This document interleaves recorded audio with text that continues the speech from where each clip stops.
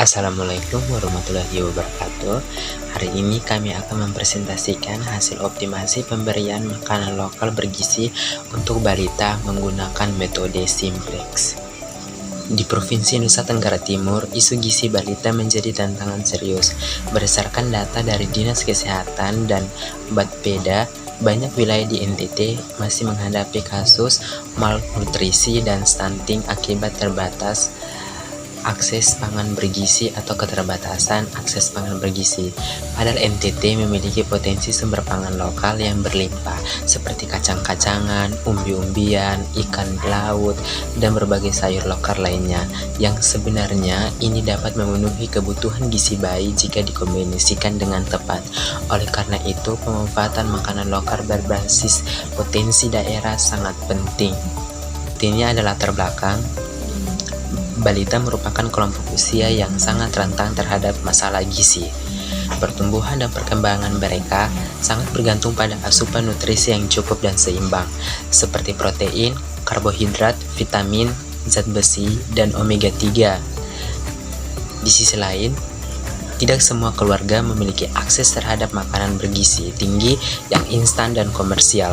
Oleh karena itu, pemanfaatan makanan lokal yang mudah diperoleh dan terjangkau menjadi salah satu solusi penting.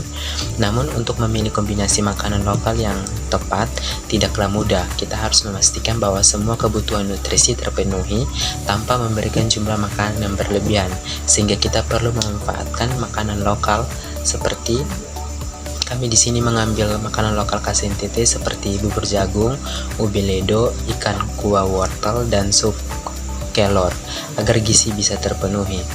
Sehingga kita mendapatkan tantangannya adalah bagaimana memilih kombinasi makanan yang memenuhi gizi bayi tapi makanannya tidak terlalu banyak. Maka dari itu kita menggunakan metode simplex untuk menentukan kombinasi optimal makanan lokal sehingga seluruh kebutuhan gizi balita terpenuhi dengan jumlah porsi yang seminimal mungkin. Jadi tujuan dari penelitian ini adalah mencari kombinasi makanan lokal yang memenuhi gizi balita tapi dengan porsi jumlah sesedikit mungkin. Itu mengapa kita menggunakan metode simplex. Berikut ini ada definisi dari metode simplex, yaitu algoritma untuk menyelesaikan masalah program linear dengan banyak variabel. Adapun tahapannya, yang pertama itu formulasi model, itu fungsi tujuan tambah fungsi kendala, kita konversi ke bentuk standar, terus kita bikin tabel simplex awalnya, hitung iterasi hingga kita dapat solusi optimalnya. Berikutnya ada definisi variabel. Di sini kita definisikan X1 sampai X4 sebagai jumlah porsi dari masing-masing makanan. Jadi setiap variabel menyatakan seberapa banyak makanan itu harus diberikan. Berikut ini adalah kendalanya. Kendala di sini adalah batasan nutrisi yang harus dipenuhi oleh makanan. Misalkan kebutuhan minimum nutrisi balita per hari adalah N1 itu kebutuhan minimum protein dalam gram, N2 kebutuhan karbohidrat dalam gram, N3 kebutuhan vitamin, misalkan vitamin A itu dalam mcg, dan N4 itu kebutuhan minimum zat besi itu dalam mg. Oke, selanjutnya kita juga perlu mengetahui kandungan nutrisi per porsi dari setiap makanan. Yang pertama A11, yaitu kandungan protein per porsi bubur jagung. Yang kedua A12-nya kandungan karbohidrat per porsi bubur jagung. Untuk yang ketiga A13-nya kandungan vitamin per porsi bubur jagung. Dan untuk yang keempat A14-nya itu kandungan mineral per porsi bubur jagung dan seterusnya. Untuk ubi ledo, ikan kuah asam, dan sup sayur kelor. Maka kendala-kendala kita adalah yang pertama protein, yaitu A11 kali X1 tambah A21 kali X2 tambah A31 kali X3 tambah A4 kali X4 lebih besar sama dengan N1. Yang kedua karbohidrat, yaitu A12 kali X1 tambah A22 kali X2 tambah A32 kali X3 tambah A42 kali X4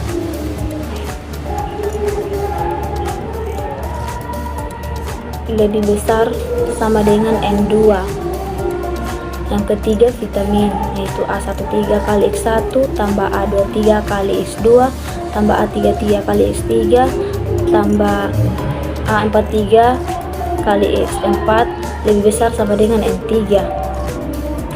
Nah, untuk yang keempat zat besi, yaitu A14 kali X1 tambah A24 kali X2 tambah A34 kali X3 tambah A44 kali X4 lebih besar sama dengan N4. Maka X1, X2, X3, X4 lebih besar sama dengan 0. Artinya tidak bisa memberikan makanan dalam jumlah negatif. Jadi untuk dapat menjalankan metode simplex, kita memerlukan data berikut. Yang pertama, jumlah proporsi, yaitu ada X1, X2, X3, dan X4 dari setiap makanan. Lalu yang kedua, kandungan nutrisi, yaitu A, I, Z dari setiap makanan, yaitu seperti protein, karbohidrat, vitamin, zat besi.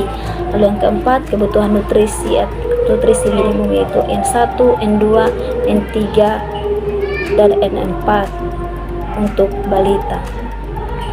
Baik teman-teman, di sini kita mempunyai masalah. Jadi masalahnya itu bagaimana caranya bikin makanan dengan porsi yang paling kecil tapi tetap memenuhi kebutuhan gizi.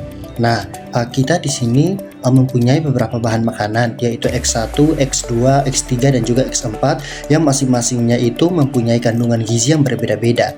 Jadi pertama, kita tulis dahulu tujuannya, yaitu tujuan kita pengennya total porsi makanan Z itu sekecil mungkin. Jadi Z sama dengan X1 tambah X2 tambah X3 ditambah dengan X4. Terus ada syaratnya nih, jadi kondisi gizi atau protein, karbohidrat, kalsium, dan juga zat besi ini harus cukup. Misalnya teman-teman, protein minimal harus 26, karbohidrat itu minimalnya harus 155, dan juga seterusnya. Ini namanya kendala. Nah, karena kendalanya itu minimal harus seperti pada slide, maka kita ubah menjadi persamaan. Caranya bagaimana? Yaitu kita tambahin variabel sisa atau surplus dengan variabel bantuan atau artifisial. Jadi variabel sisa itu untuk tunjukin kelebihan gizi, dan juga variabel bantuan itu untuk nunjukin untuk mastiin kita bisa mulai ngitung dari 0. Jadi contohnya yaitu protein minimal 26. Jadi persamaannya menjadi 11x1 tambah 3,15x2 tambah 8,2x3 tambah 0,9x4 dikurangi dengan S1 ditambah dengan A1 sama dengan 26. Jadi A minus S1 itu sisa proteinnya, terus A plus A1 itu adalah variabel bantuan. Jadi terakhir kita membuat tabel simplex awal. Jadi tabel ini seperti peta teman-teman. Jadi ini untuk mencari solusi yang terbaik. Isinya apa saja? Yaitu koefisien dari persamaan tadi, yaitu variabel basis atau yang lagi kita atur, terus sama nilai kanan atau angka minimal yang harus dipenuhi. Jadi di tabel tersebut ada baris ZZ sama dengan CZ kurang ZZ. Jadi ZZ itu sendiri yaitu biaya yang kita keluarkan buat variabel basis. Terus CZ kurang ZZ itu selisih antara harga variabel atau CZ sama biayanya yaitu ZZ. Nah, dari sini kita bisa tahu variabel mana yang paling menguntungkan buat masukkan ke dalam basis. Terus intinya teman-teman,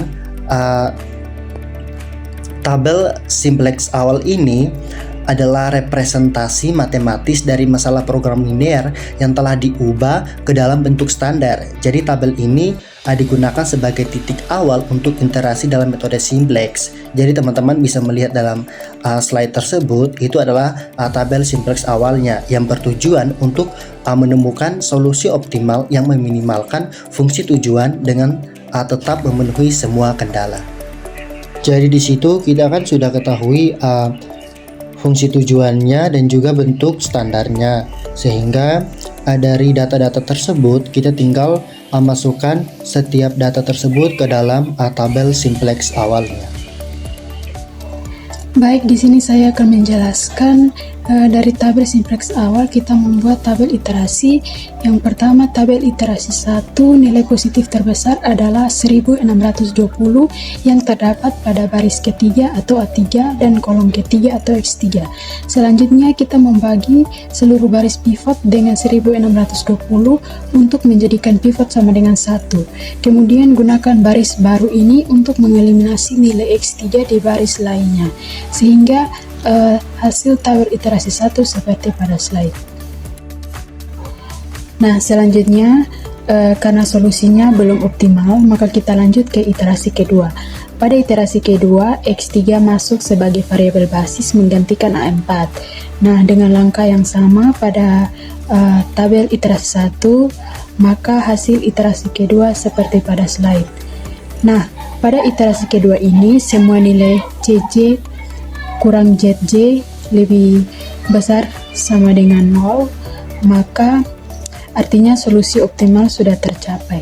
Sehingga solusi optimalnya X1 sama dengan 0,40, X2 sama dengan 0, X3 sama dengan 7,68, X4 sama dengan 0. Sehingga nilai maksimum dari fungsi tujuan Z sama dengan X1 tambah X2 tambah X3 tambah X4 sama dengan 0,40 tambah 0 tambah 7,68 tambah 0 sama dengan 8,08.